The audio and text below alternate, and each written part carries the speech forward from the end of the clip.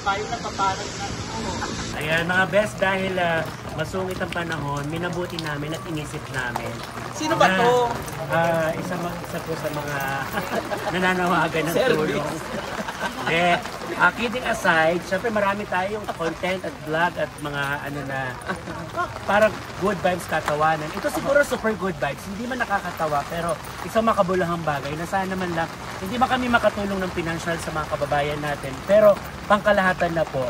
Minabuti namin magsimba para ipagsimba ang ating mga kababayan at kami na rin po at sampo ng aming mga pamilya and also ang panahon na to na sana ay pahinain ng panahon. Okay, so, papunta kami ng simbahan ngayon. Samahan nyo kami, sabay-sabay tayo magdasal para sa kaligtasan ng lahat. Ito na, pasugod na po kami ngayon.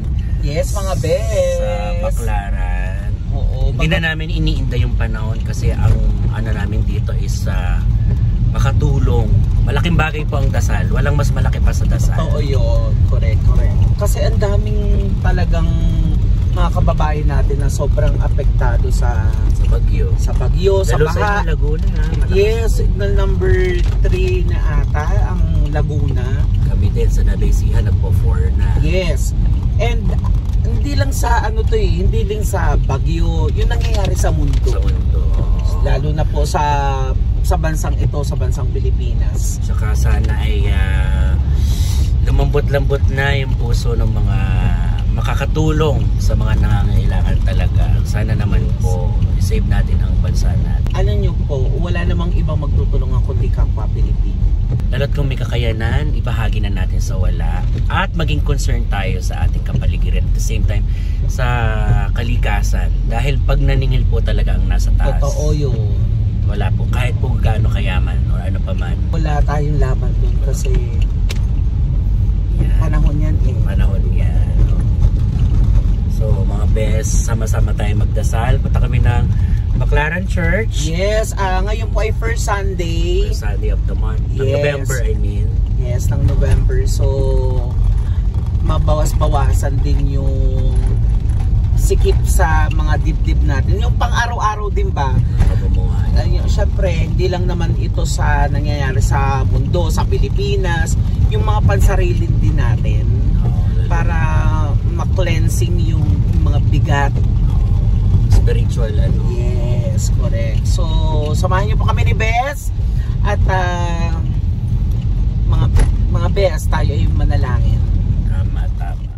Sa kasalukuyan, ito na po yung EDSA, madilim yung langit. At saka medyo klaro yung hindi ganun ka-traffic kasi nga syempre mas mas ginusto ng mga nasa biyahe, yung mga mga nagbabiyahe, mga nagtatrabaho, yung mga nagtatrabaho sa mga Grab, angkas, minabuti nilang manahimik na dapat manahimik sila sa kanilang mga kanya-kanyang tirahan, wag na lang magtrabaho kasi prone tayo sa aksidente lalo pag itong madulas ang daan at malakas ang ulan.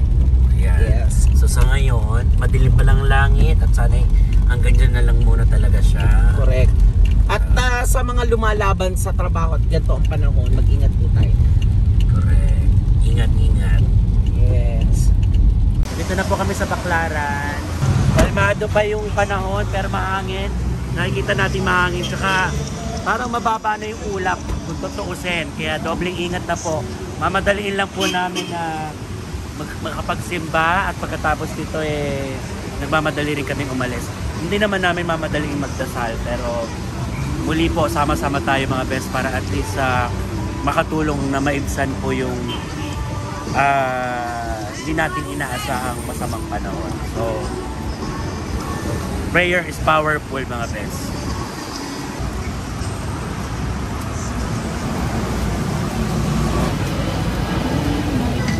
Hangin.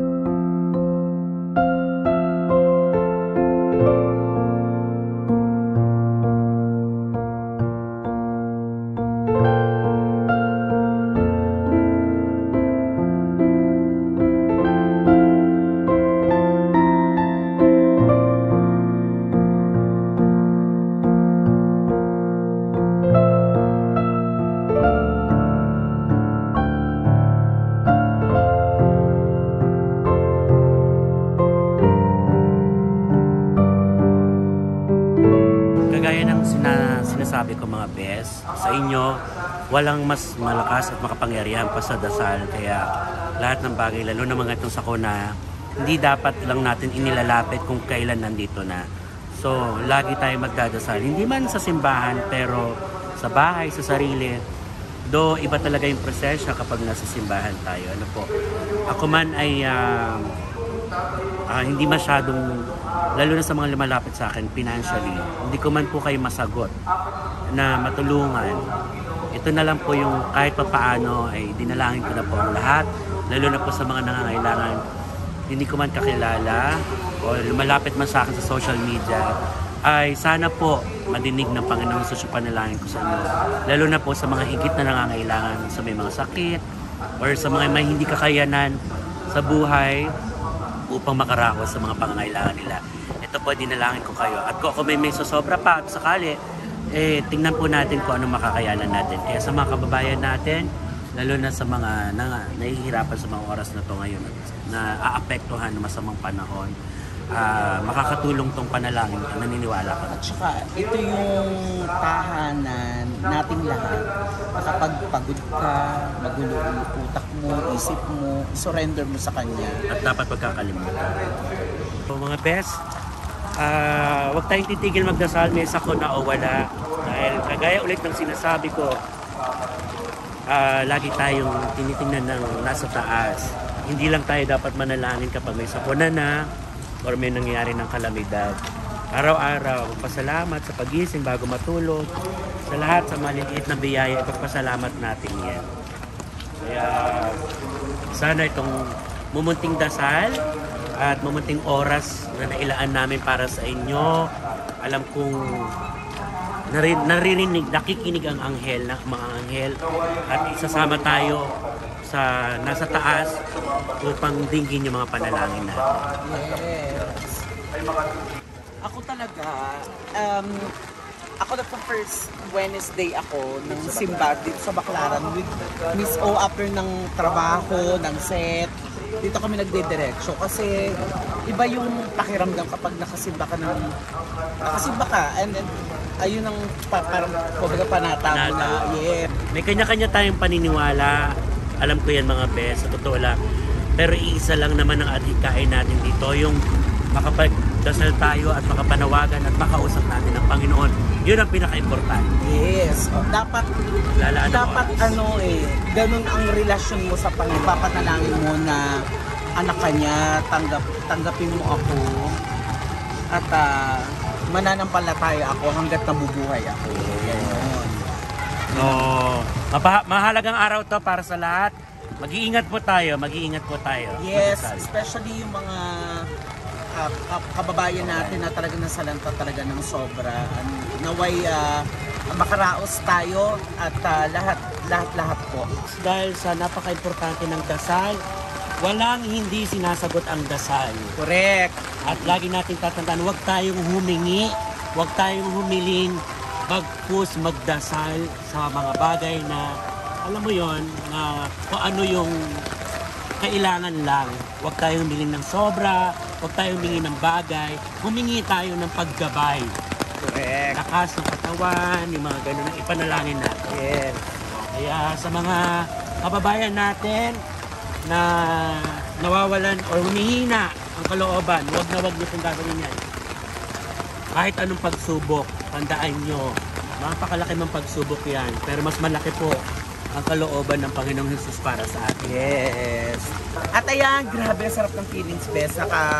Nakabisita tayo sa ating tahanan ng Panginoon. Kahit pagod. Yes, oo, kahit yung kuya. talaga, grabe, ang sarap ng feelings. Yung na-wash out yung sikip ng dibdib ko. Ako kasi, I'm not okay ngayon. Pang sarili kong yon. Siyempre, may mga times na hindi mo alam kung bakit ka biglang malungkot. Tao ka lang din. Pero grabe, na-wash out yung isinimba ko talaga.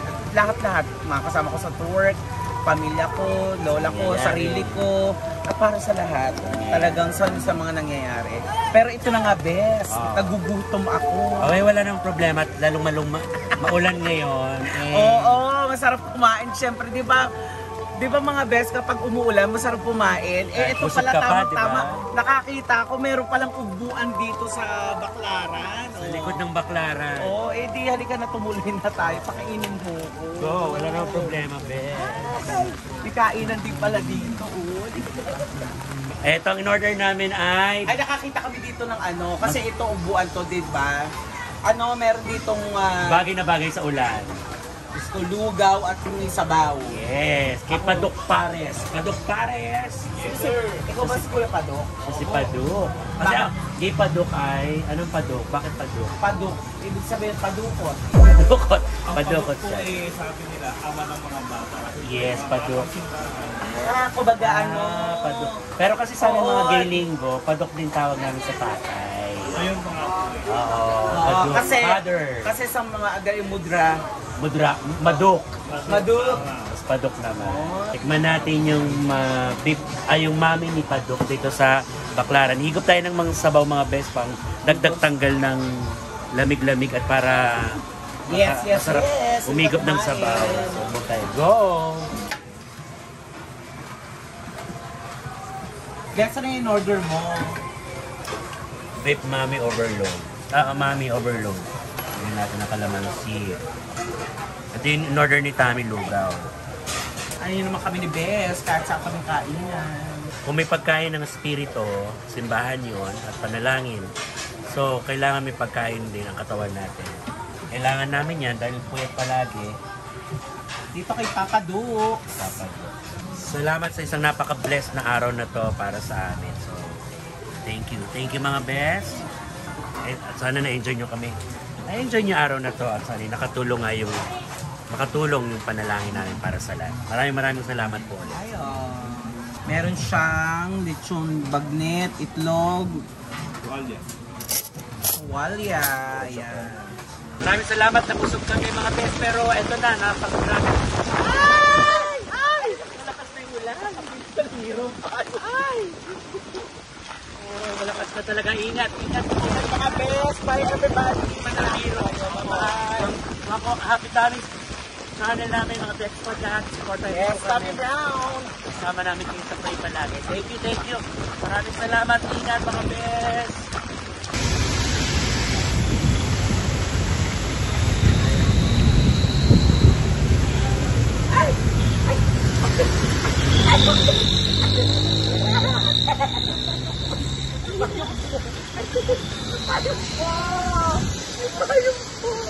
Pati payo na paparang na. Hindi ka na. Umuwi na tayo. Umuwi na.